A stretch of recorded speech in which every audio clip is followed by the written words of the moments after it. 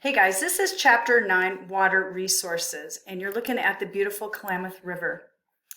So the Klamath River has existed forever, and for thousands of years it's provided 250 miles of salmon habitat from Oregon to California. It's the third largest fishery on the western coast and can produce salmon in upwards of 100 pounds. Chinook and coho salmon are just two of the species that you'd find in this river, but there are others. There's 6 native tribes that have inhabited this region for a very long time, and they've depended on the salmon migration as a source of food and culture for their people. The U.S. Bureau of Reclamation dammed this river for the use of hydroelectricity and also drained the headwater lakes and used the river water for irrigation. This created conflict with Native Americans, hydroelectric companies, farmers, marine commercial fisheries, and conservationists. In addition to that, climate change has diminished the amount of snowpack in the mountains that feed this river, and those warming temps have also led to warming waters, and agricultural runoff has led to toxic algae, which can lead to hypoxia, and then they've had to deal with fish die-offs, I should say. So they came to some conclusion after people saw these fish die-offs that they wanted this addressed, and they are holding the electric companies responsible for the removal of dams and also the farmers for conservation of the water so that they're not so wasteful with the irrigation that they're using. So this video just addresses the issues that are going on in the Klamath currently.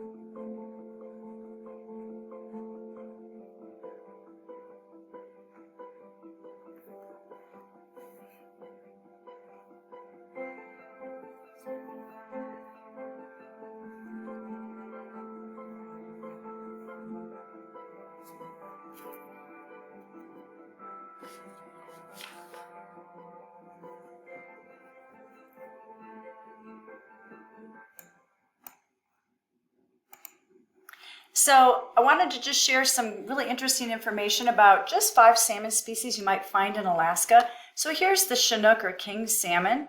They look different when they're getting ready to spawn. And then here's the coho salmon.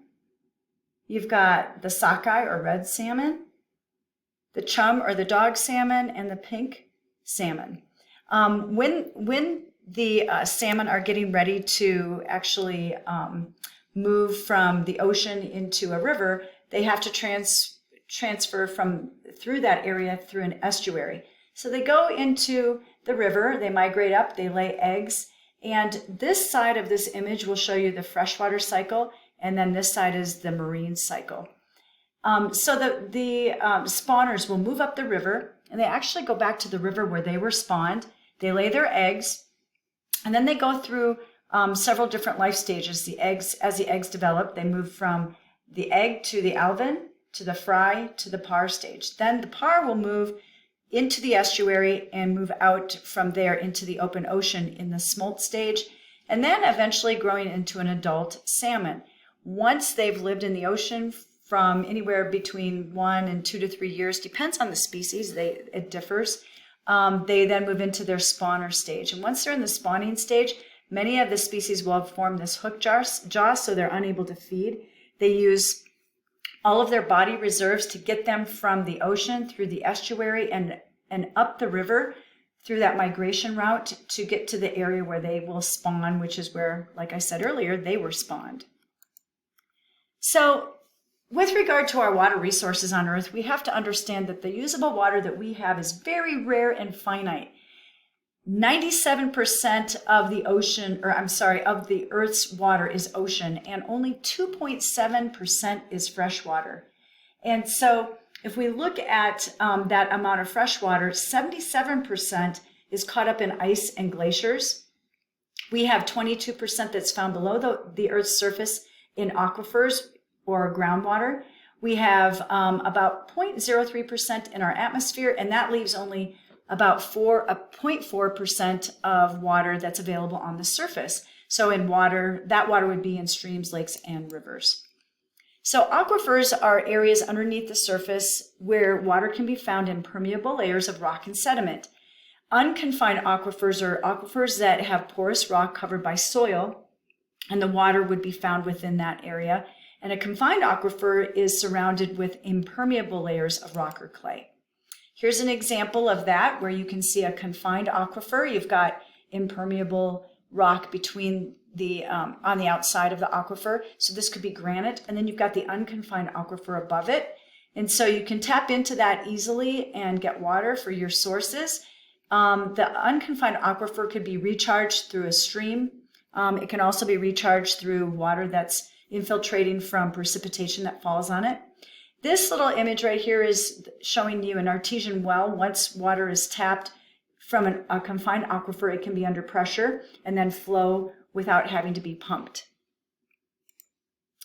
The water table is the uppermost level at which the water in an area is fully saturated. So if we were to look at water landing on the surface of the earth and then infiltrating down, that area where the water and the soil mix and the soil is completely saturated is that level we call the water table.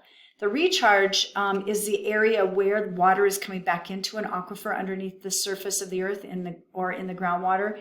And that process can happen in a specific location, or it can happen over the top of an aquifer. Springs are the areas where an aquifer can naturally percolate up to the surface of the earth. This is an image of the different layers of aquifers here in the Denver region.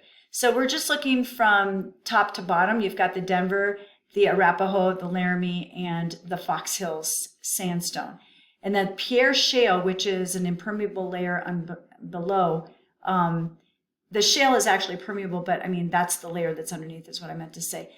You've got then looking from Colorado Springs south to Greeley north, you can see that Colorado Springs is at a lower elevation than us, and then this would be the Monument region, and then we're a little bit lower than Monument here in Castle Rock. But you can see there's an additional aquifer here called the Dawson. So it goes Dawson, Denver, Arapahoe, and Laramie, like I said before, with the Fox Hill at the bottom. So very deep. I have a well that sits at about 220 feet in the Dawson.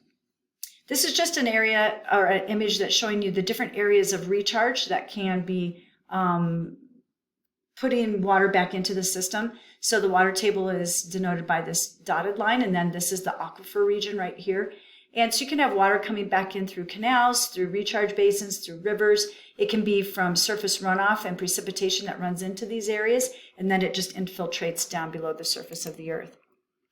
Alluvial water and alluvial aquifers are just shallow areas of sand and gravel deposits that have been laid down over time in a river channel or a floodplain. And it's made of loosely unlayered material, often clay, silt, sand, and gravel, that was deposited by the running water in and around the river. So if you follow this channel flow here, and then you can see this alluvium that's been deposited because of erosion from the nearby mountains or bluffs, carrying that sediment and just depositing it. And that's what alluvial water is. The Ogallala Aquifer is one of the most famous aquifers we have in the United States because its expanse stretches from South Dakota and Wyoming all the way south through Texas and New Mexico. And this image just shows you the water level in meters. And then, what's really interesting about this is that this is the grain belt of the United States. And so we grow the food that we either eat or we feed to our animals that we eat. And the water level has changed since the 1950s. And so this image is showing you the water change. So if you look at this red, this represents areas of the Ogallala that have lost up to 45 meters or changed 45 meters in depth, okay? And that's because of immense pressure for irrigation for this region.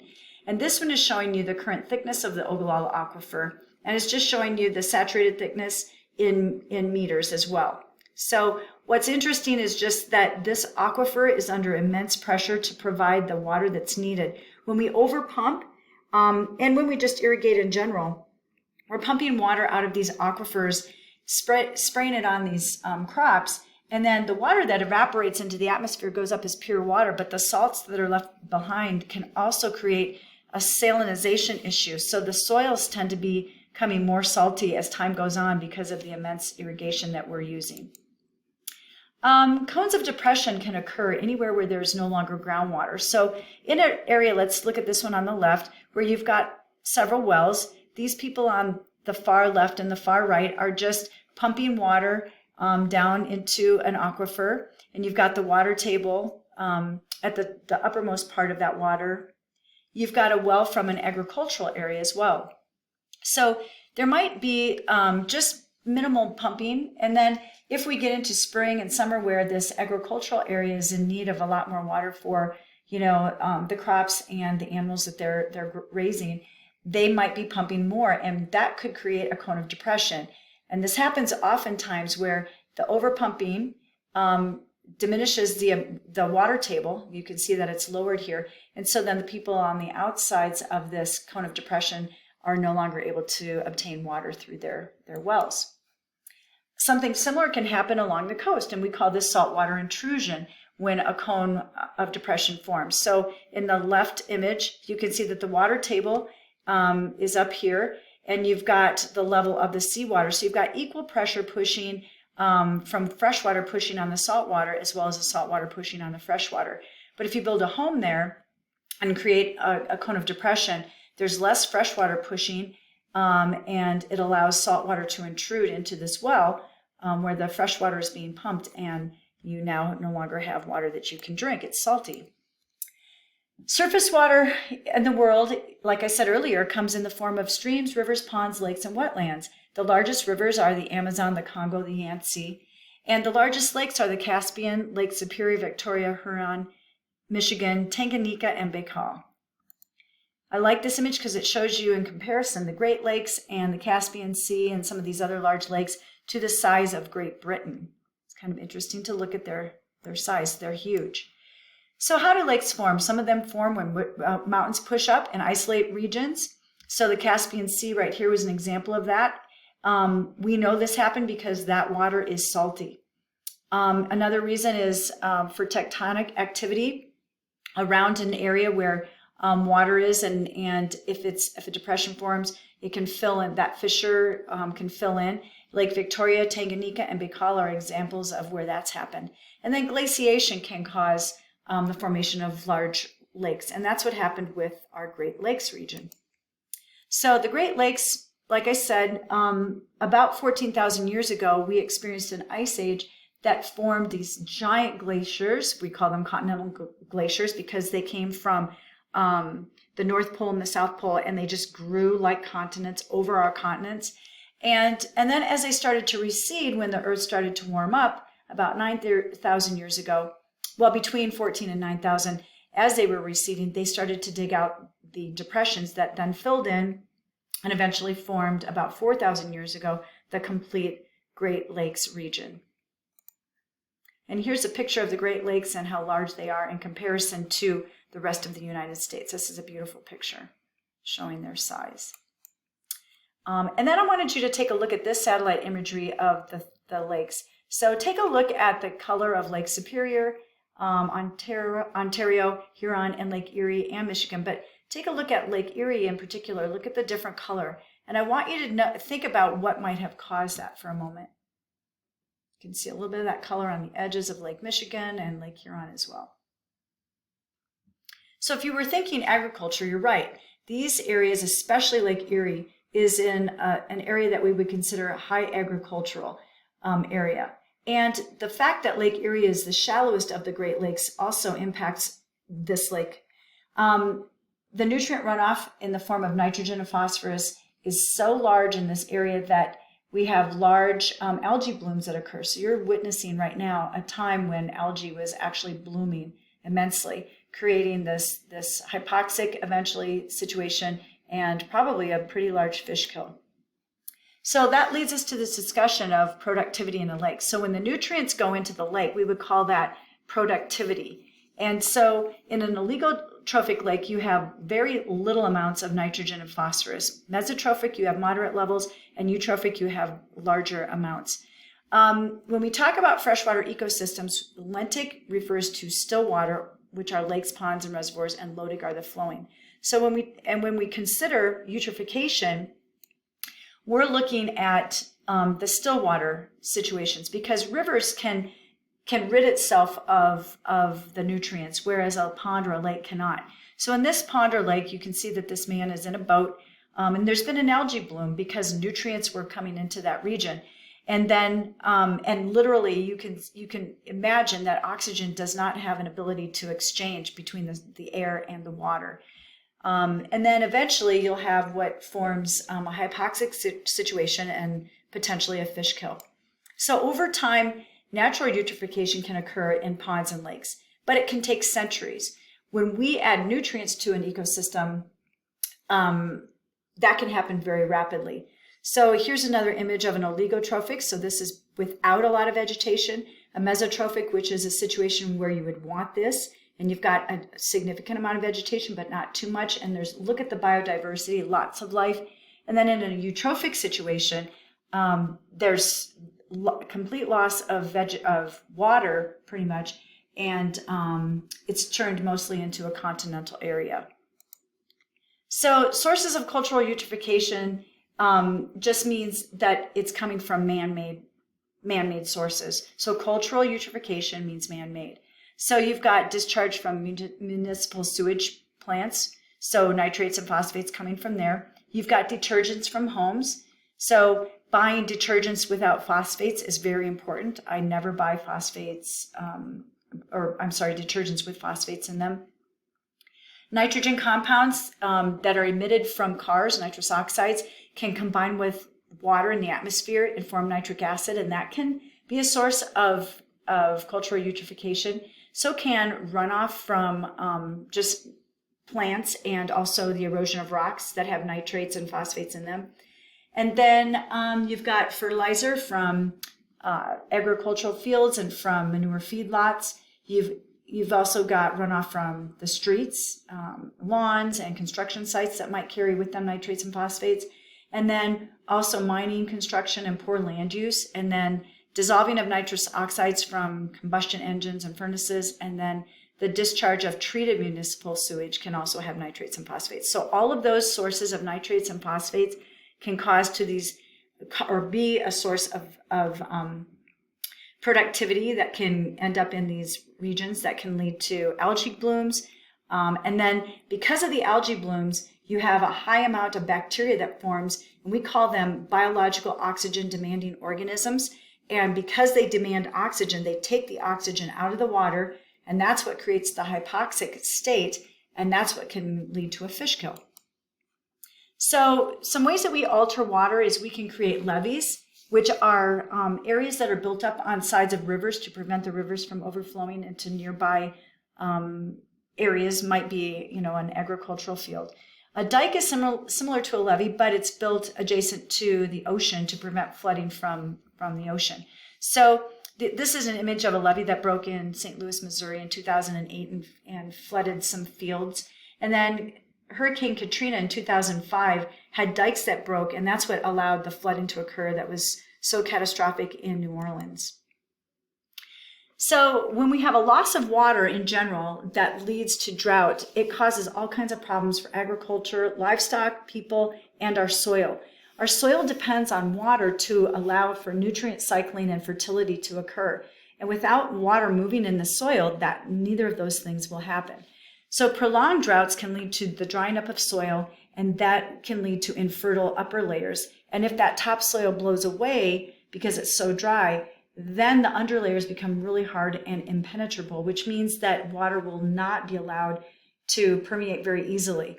And then that can lead to flooding and even less absorption. So when we have impermeable surfaces like pavement and concrete, that leads to flooding as well.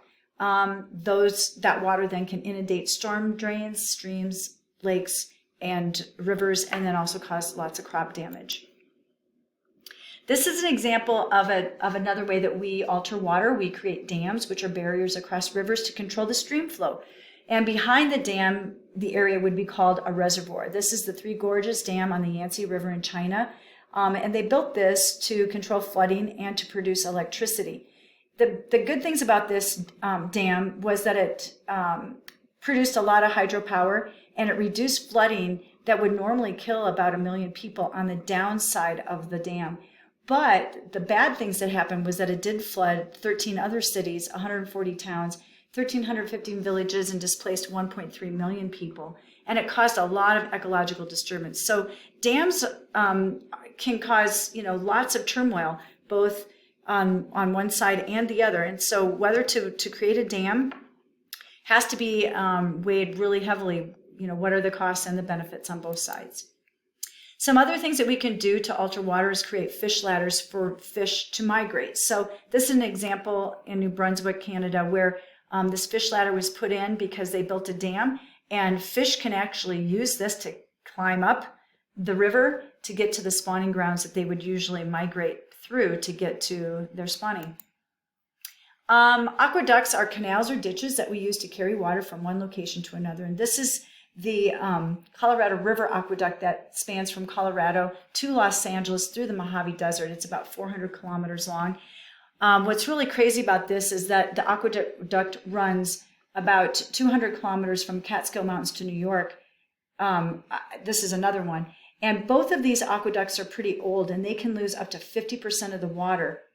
Imagine this one through the Mojave Desert. It's a very dry climate, so because it's open air like this, you can imagine that a lot of it is lost. So 50% is a lot of water that's not going to something useful. It's just going into the atmosphere. Another thing that's bad about this is if you look, this is a road and this is a bridge across it. So that implies that this is a very large expanse. So it's now fragmented the land. It's very expensive to build, and it's causing a loss of river flow into rivers and river ecosystems that would depend on this water naturally, and also the lakes that would be receiving this water. In the 1950s, the Aral Sea was on the border of Kazakhstan and Uzbekistan and Russia, and it was once considered one of the largest lakes.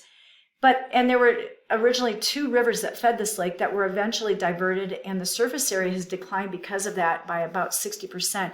So you can see that in 1960, the Aral Sea was quite large, but after they diverted that water, it split into 2 lakes, the north and the south, because those rivers were diverted, and you can see how much smaller they are than the original expanse. So by diverting water, the point of this is that it can, wherever the water eventually goes, the original expanse is usually very, very much compromised.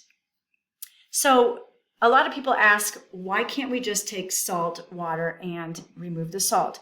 Well, we can. That's called desalinization, where we convert salt water to fresh water. But the problem with it is that it's very expensive. There's 2 forms of desalinization: distillation of water and reverse osmosis.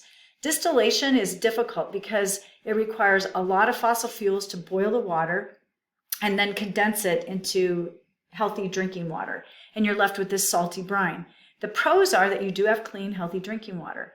But it requires a lot of, like I said, fossil fuels. Reverse osmosis is a little bit different. You take the water and you literally push it through a semi-permeable membrane and leave the salt behind. But that salty brine, again, you have to deal with. And we don't ever want to just go dump that salt water in the ocean, because it would be toxic to the area where you dumped it. But you don't also want to dump it on the earth, on the land, because it's considered toxic as well. So it could, be toxic to wildlife and the soil where you put it. And you wouldn't want to put it in a landfill because then it could leach into drinking water. So both of these, the pros are that you can produce clean, healthy drinking water. Distillation is very expensive because of the fossil fuels required. Reverse osmosis is a little less expensive, but they both do require fossil fuels to conduct, and also end up with this salty brine that is really hard to dispose of. So some of the issues with water is the availability. And if you look here, this just shows you the availability of fresh water per capita per year. And you can tell that, in the United States, Canada, Central and South America, we have a lot more in general water available, with the exception of, Russia and Australia. But look at the central parts of Asia, India, Africa. They're hurting for water. They have been, and as climate change continues to ramp up, it's making that an even more amplified situation. So the total per capita water use per day varies by country for these top things: agriculture, industry, and households. So the United States has the largest water footprint, followed by Spain and Canada.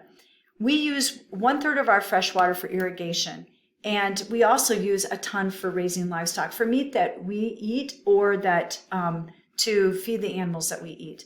It takes 11 times more water to grow 1 kilogram of beef than it does 1 kilogram of wheat. So agriculture is the largest user of water around the world. And so how do we irrigate our crops? We use several different methods. The first is furrow irrigation. It's the oldest, probably the least efficient.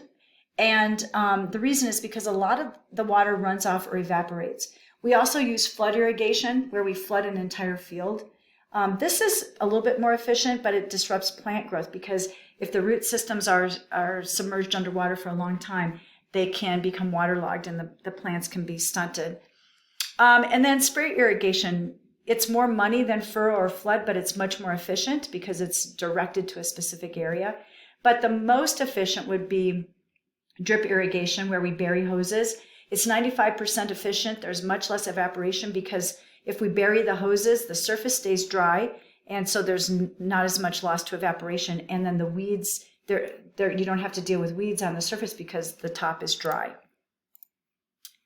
Another form is drip irrigation. We use drip hose that has holes in it. We can bury this. And then hydroponic agriculture, where we grow crops in fertilized water with no soil. So this is an example of a hydroponic agricultural greenhouse, where you've got this nutrient liquid that's being brought with these black tubes, and you can recycle this water. So the nutrient-rich soil that you're using can be used over and over. And you can grow all season. It doesn't require as much energy as,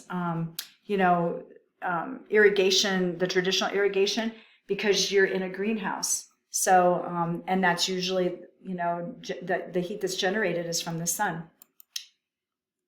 The second leading cause or use of water is industry, from the generating of electricity to cooling machinery and refining metals and paper. So both nuclear power plants and coal power plants require water for many of the aspects of the cooling down in the system. So we also have to use water to heat up, to turn the turbines. So once we heat up water, it creates steam that turns turbines, that turns the crank in the generator, and that's what generates electricity. So both of them need a lot of water, and so this would be the electricity aspect of the water demand. And then households is the third largest user of water worldwide. So if you look at the United States, we're the third largest user of water with regard to per capita, which means per person household water use. What do we use it for? Flushing our toilets, bathing, laundry, and cooking and drinking. Access to water is not equal. We've got physical water scarcity, where people live in regions where they just don't have water, and it's, literally not fair. Or there's economic scarcity, where the governments are corrupt and they don't allow people equal access to water. We don't have to deal with that in the United States. We're very lucky. We have physical water scarcity, but we do not have economic water scarcity. And that's just another map showing water scarcity by 2025 in some of the hardest hit areas. So the Himalayan River in India is under controversy. It has been for many years. The government of India is proposing to divert the water from major rivers to provide more water for municipal areas. And it raises questions about who actually owns the water. Do people own the water? Do governments own the water? Or does the earth own the water?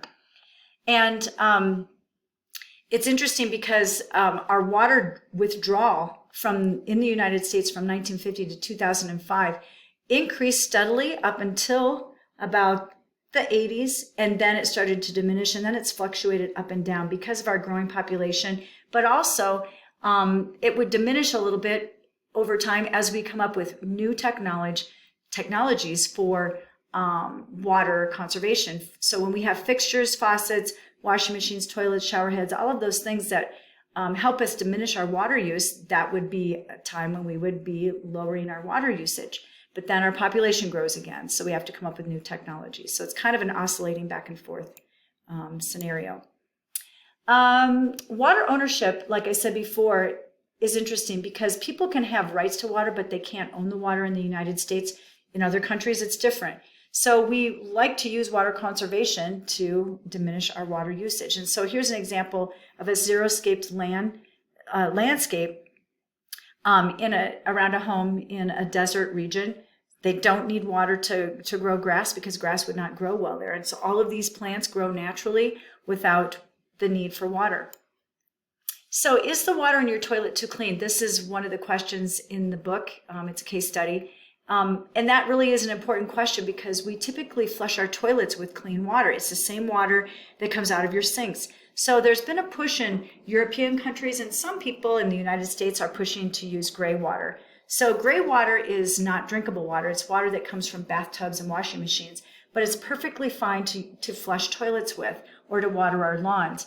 And so why don't people do this? Well, all they need to do is retrofit their properties. It would cost some money to retrofit the pipes that would be needed to do this, but you could store the gray water in tanks and then use it to flush toilets. Here's an example of reusing gray water.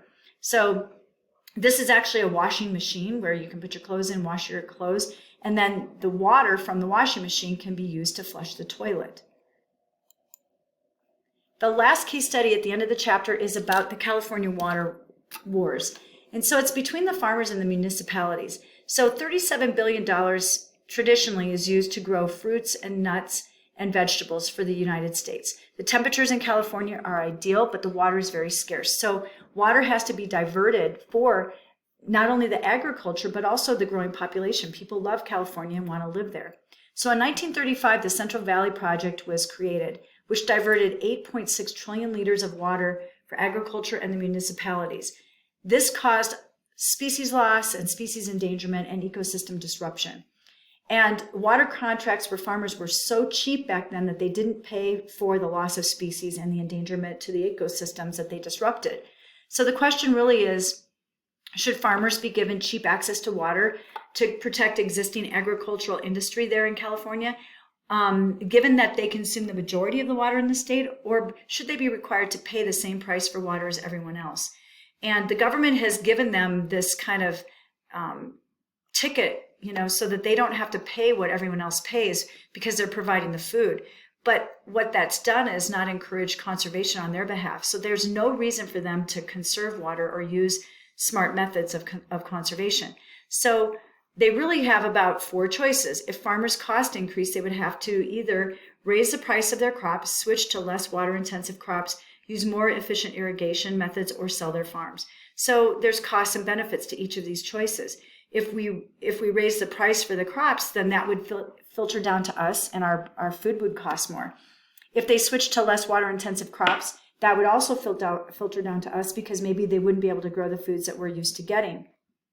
If they use more efficient irrigation methods, it would cost them more money because those methods do cost more money. So that would be an impact on them. And then if they just sold their farms, somebody else is going to buy the farm, so it doesn't really solve the water issue at hand if someone else just buys it up and then does the same thing.